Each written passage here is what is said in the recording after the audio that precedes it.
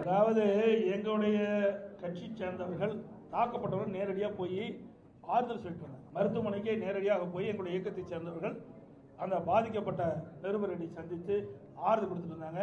நாங்கள் தான் ஏற்கனவே வன்மையை கண்டிச்சுட்டு இருக்கிறீங்க. நீங்கள் ஊடக நபர்கள் பத்திரிகை நம்பர்லாம் அவர் தூக்கி பிடிச்சிட்டு இருக்கிறீங்க. அதனால தான் உங்களை அடிக்கிறாங்க. புரியுதா? தப்பாக நினைக்க வேண்டாம், யாரும் தவறாக நினைக்க வேண்டாம். அந்த கட்சி அப்படிப்பட்ட கட்சிங்க, திமுக கட்சி அப்படிப்பட்ட கட்சி. தயவு செய்து இனிமேலாவது உண்மை செய்தி வெளியிடுங்க. அன்போடு உங்களை வேட்டிக்கிறேன். உங்களுக்கு ஒரு பாதுகாப்பு கொடுக்குற கட்சி அண்ணா திமுக கட்சிங்க. நீங்க திமுக கட்சிக்கு எப்பொழுது பார்த்தாலும் எங்களை பத்தி தான் குறை சொல்லிட்டு இருக்கிறீங்க. இருமுனா குறை சொல்றீங்க, துப்புனா குறை சொல்றீங்க.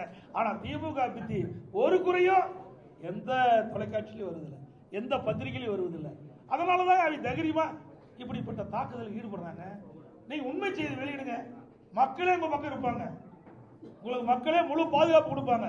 இருந்தாலும் அனைத்து இந்திய அண்ணா திராவிட முன்னேற்ற கழகத்தை பொறுத்த வரைக்கும் உங்களுடைய ஊடக நண்பர்களுக்கும் பத்திரிகை நண்பர்களுக்கும் நிருபர்களுக்கு எப்பொழுதும் பக்க பலமாக இருப்போம். எந்த மாற்று கருத்தும் கிடையாது.